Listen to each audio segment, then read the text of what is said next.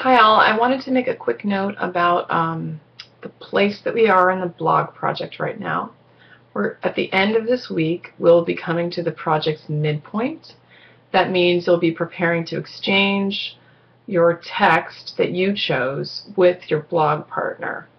So I wanted to talk a little bit about making sure that you arrange to do that in advance so there aren't any delays, or you don't compress the amount of time that your blog partner has to work with that text. And I also wanted to talk a little bit about how you might be thinking about your performance in the project and how you want to proceed for the last 3 weeks. So, first item of business, exchanging text with that partner. At this point, you all should be familiar with one another's email addresses as well as one another's blogs. All of that information is in the same place on the contact sheet that I created at the beginning of the semester. So make sure that you go there, if you have not already done so, to confirm that the place that you're emailing and corresponding with your blog partner is in fact their preferred email address, and open up that line of communication if you have not already done so to make a plan to exchange texts. I would say hopefully Sunday night or Monday at the latest, maybe Tuesday, but that would really be pushing it and giving them less time to work on that given hectic schedules. Start that communication now so you've been able to exchange texts by then.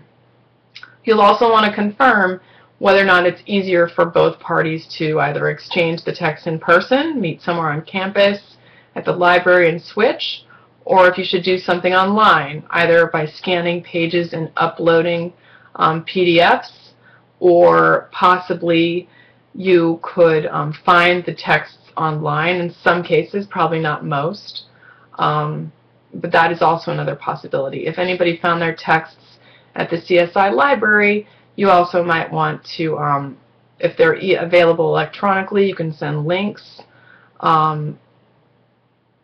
You get the gist. Figure it out and figure it out in advance. If there are issues around that, like personality scary issues, feel free to contact me, but I feel very confident that everybody's an adult and can handle these things tactfully and fairly. The next point I want to make. You have all the tools you need to succeed in this project and to know how your success is tracking.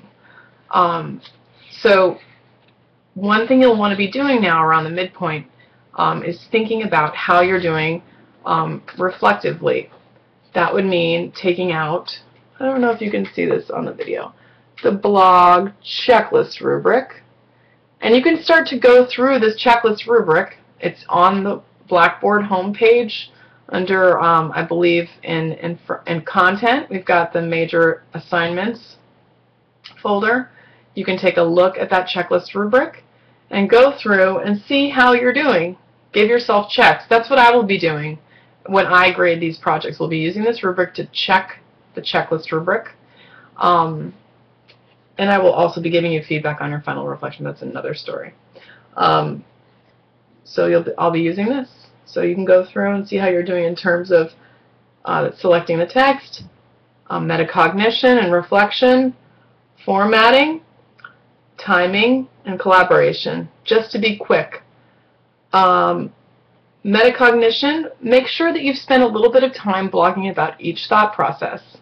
That means being sure that you spent a little bit of time blogging about what it's like to, now I'm looking at the Analyzing Our Metacognitive Content Area Reading Processes assignment.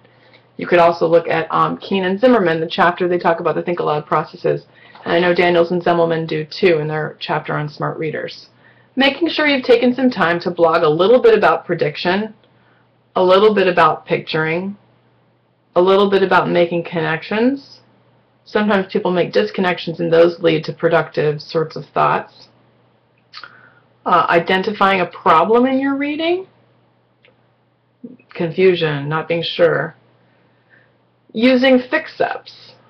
And then there is also the possibility that there are strategies that you engage that are not listed here. It's always a possibility. But making sure that you've taken some time by the end of the project, that means you still have 3 more weeks, to have considered each of these processes.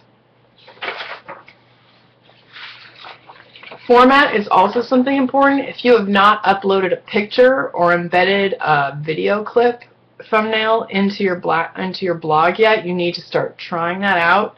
Don't kill yourself. Don't take 3 hours, but spend 15 or 20 minutes trying to do that each week if you're having trouble right now. Email me too if that's totally a bear for you, and I'll create a little tutorial for you and for others. Most people, though, I feel like are very familiar with that because of smartphones and social media, and I haven't had any issues with that in the past year or so. Timing. Crucial. Post by Sunday. You have a little bit of a window to comment, but post by Sunday. Those dates of those Sunday posts being due are here on the checklist rubric. Collaboration.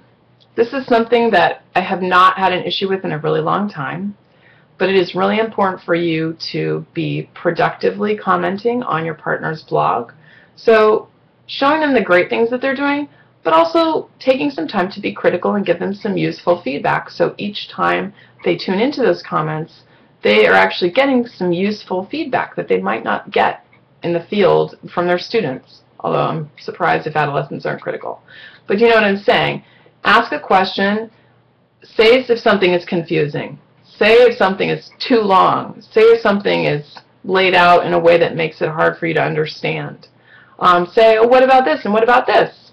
And there are nice ways to do that, and there are mean ways to do that. Be nice. But be critical. This is a space where we're trying to learn, and learning is not always flowery and friendly. Well, it should be friendly, but you know what I'm saying. Be productive. Be critical. And then, when you read some comments, respond to them. If they are critical in a way in your blog, reflect that. Try to make it less confusing. But also, if you want someone to tell you a little bit more about what they mean, feel free to ask them questions back. There can be a back and forth on the comments area of the blogs. It doesn't have to be back and forth, back and forth, back and forth, but it's possible. Last thing I want to say about this project. I'm going to be passing by. I've passed by some already. I'm going to be leaving narrative, no stakes feedback, meaning I'm not grading you. I'm just giving you some feedback. I like this. This could improve. Just real low key. If you have any questions about what I post, feel free to email me. I haven't heard anything about my early semester survey results announcement from anyone.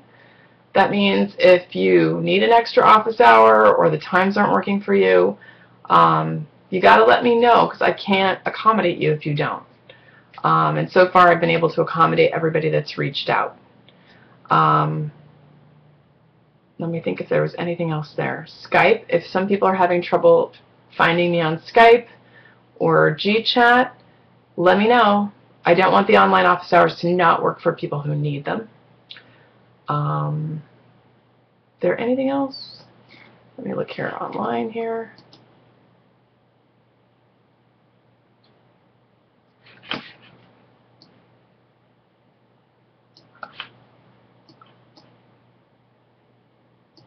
I think that's it. So, great to see you guys again. This is about the midterm point. I look forward to taking a look at your midterm self-assessments, and keep tuning into your grade in the grade book. Specifically week-by-week feedback on the discussions. I'm putting it there. It's maybe about a week between discussions that it takes me. In some cases it's been 2, but most part I've been able to get back in a week. And keep it up. I look forward to hearing from anybody and everybody soon. Have a great weekend and stay out of the snow.